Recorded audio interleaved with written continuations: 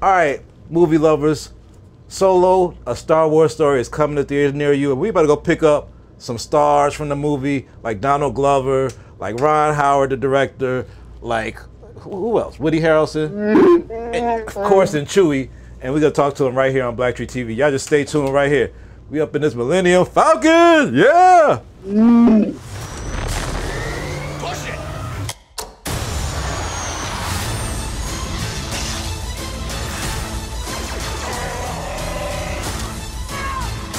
So glad we took this job.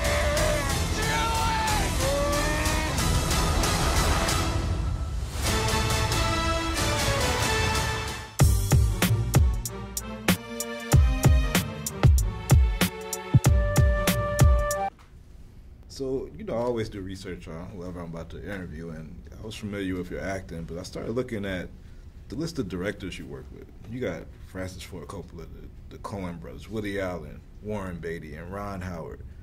So, I mean, 1 + 1 got to equal. Like, there must be something great about working with you that allows all these great directors to have you be a major part or a lead in their films. Like, can you tell me about your relationship with directors, or how do you initiate your bond with the director? Yeah, well, to me, it's always, that's the most important thing, I think, by far. You know, I think the director really is the author of the movie, and my feeling is, no matter what happens, if I'm working with a great director, then I can't lose. Even if the movie comes out and no one sees it, or it doesn't come out particularly good, you still learn so much from working with people who are masters at their craft, and that's been the great joy of my working life so far, is learning from those guys. Here they come! Let me give you some advice. Assume everyone will betray you, and you will never be disappointed. One of the greatest directors of all time. I've always been a fan of you, from the actor to the director. And I got to ask, because now you go back 40 years, you got your directorial debut with Grand Theft Auto. Right. What would you want to tell the Ron Howard today? What could you tell that director to help make a better film than he did then? Wow.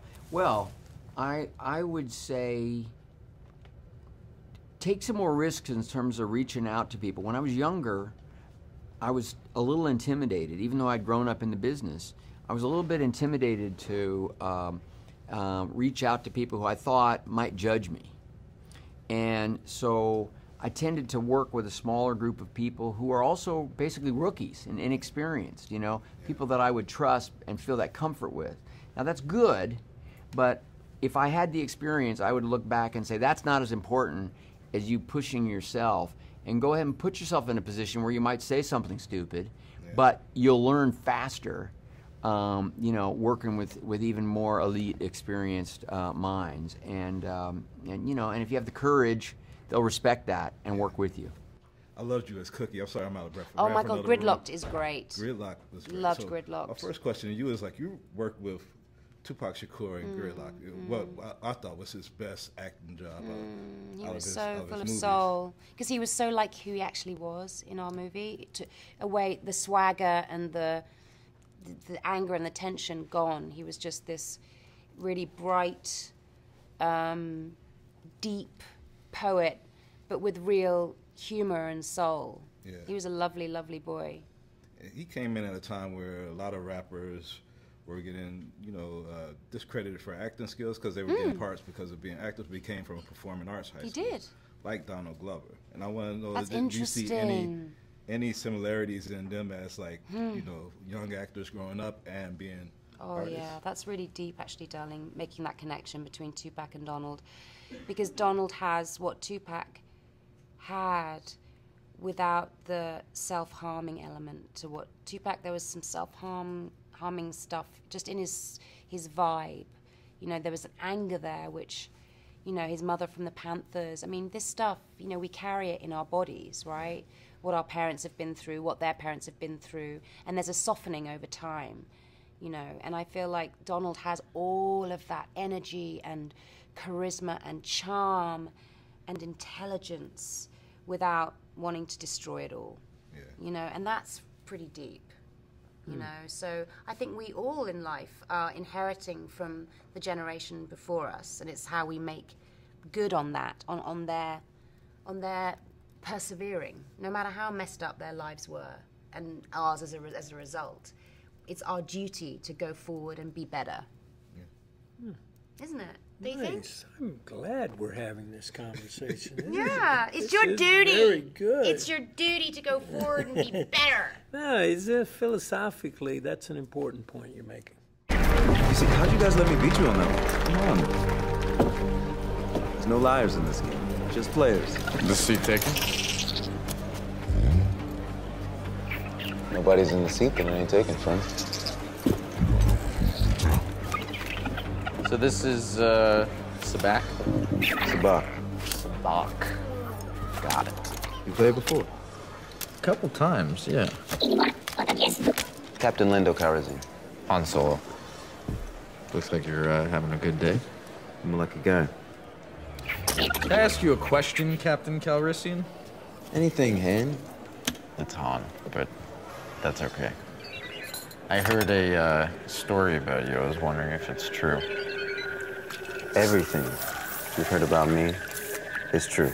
Billy D. Williams has a lot of female fans from his 50, 60 years on film.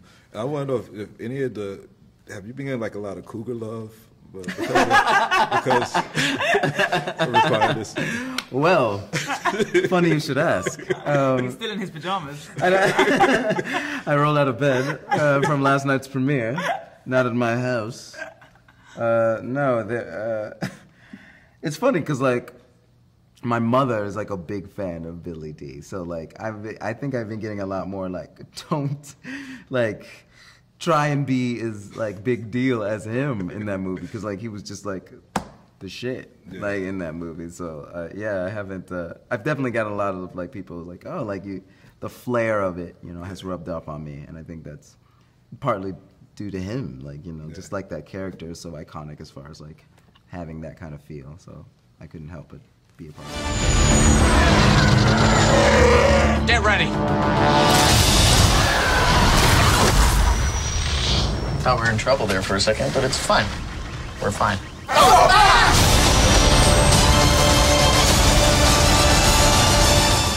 What a pleasure to be with you guys. I really respect your craft as actors and the franchises that you guys have been a part of and influenced and put your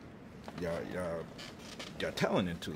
So my first question is, you guys are both in multiple huge franchises. I mean, even if you count Terminator and Game of Thrones and this huge, and you in the Avengers MCU and this, how do you deal with the fandoms of those franchises, which are like kind of their own creatures? For me, they've been. I mean, they're who we make those movies for. And they've put bread on my family's table for all these years, and so I'm hugely grateful to them.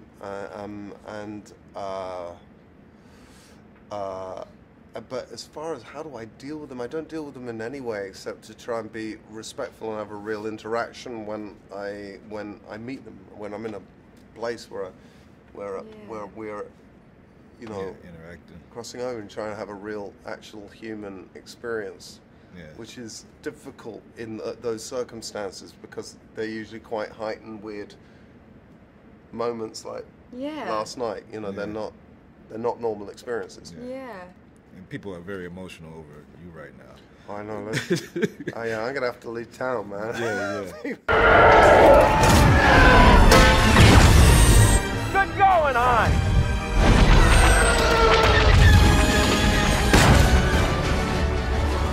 We need to divert auxiliary power to the rear deflector shield. We definitely do.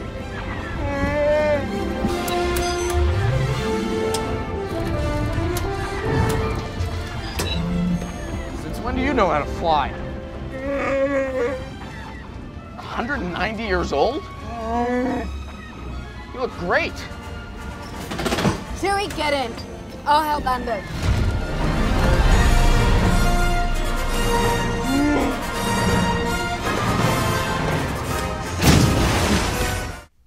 Giannis, you're doing a great job filling some big shoes, and you actually got big shoes. So, Thank you. So I mean, how does it feel? I mean, Peter Mayhew, a legend with this part. Like, I mean, that's a big role to fill, and a complicated technical role to fill as Chewbacca. So, tell me, how did you get the confidence to do this? I think I just went for it. I've always been the kind of guy who imitates my basketball teammates and tries to observe how people behave, because behavior is the window to the soul. I don't know, but yeah, I've always tried to do and perfect my movement awareness. And when this came on, that they were looking for Chewbacca, and I got the call, am I interested to try out for the role? I immediately said yes, and started practicing and going through Peter's performance as Chewbacca, and that taught me a lot. I also read that you're a film buff, and I'm wondering, like, what, for a lot of people, it was Star Wars for another generation of people when they first seen it in the 70s. But what movie did you first see that really, like, opened your eyes to the other side of the camera of being an actor? Well, I think the first thing I really saw that really made me think about movies a little more seriously was The Godfather. I saw it when I was 12. I read the book, and there was something about that just had, I think also for a little boy, you're just like, think these dudes are so cool, you know, and I wanted to be Sonny Corleone, and that's why, you know, when I got to do my first movie for Francis, it was such a dream come true, because I got to sit there and ask him all these questions and stuff. Having this story and having Donald Glover and all these great actors in it, how rewarding is this for you, if all these other films you have under your belt to direct it? Really rewarding, because it's such a cool, dynamic young cast, and I feel like I've made friends with these people, and it stimulates me. And so, you know, as a guy who's been around, you know, it's exciting for me to be working with a generation of talent that I think has so much ahead of them, and in a way could inspire me. And I felt like I had something to offer them as well. So I thought there was a nice mutual give and take there that I really enjoyed. I had so much respect. Alden, such a hard worker, so dedicated, so intelligent. Donald, remarkable creative force. One thing I really like about Donald, and I relate it to a few other actors I've worked with, is that he's a great writer. And then when I found out he started off as a writer first, it made total sense to me. Tom Hanks is like that. Steve Martin's like that. Russell Crowe's like that. These are people who kind of think like writers, and then they can plug themselves into it. And I saw that with Donald. In this movie, you were obviously in love with a robot. Yeah, yeah, obviously. You're the only person who's just been able to say that straight up. I know, like, everybody's like, there's this relationship around. Not Can sure you how and it you're works, like, dude, you fucking a robot. like, yes. Why do you think people in real life worry about who people love? And I mean, they've targeted you for that. Like, but why do you think people care, like, who somebody else loves?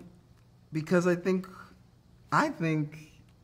who you love intrinsically becomes a part of your identity, and like that's all we have really at the end. It's like your identity. So and people want to be able to define your identity. It's part of our nature to define people's identity, because then you can shun them, you can judge them, you can do whatever, because it's like, I know all I need to know about you. I know everything. So I feel like, yeah, that's just, you know, that's just part of it. And I don't hate on that. Like, I think it's just, you know, just part of it. And yeah, like loving a robot, like, yeah, like I think love is always going to be the greatest thing you can do, but as long as it's not selfish, as long as it's not like, you know, a selfish thing. I love our relationship on the ship, because it feels like a real relationship as well. Yeah, it doesn't feel fake. No, because sometimes it's the biggest compliment in the world when someone doesn't patronize you by being careful with you, that they're just rude to each other, and then, but I can totally imagine them just staying up all night and chatting and sort of getting high and chilling out. Yeah, and laughing at each other. She's like on her oil. Great job, guys. I love y'all stuff, man. Keep doing your work is genius. No, thank you, man.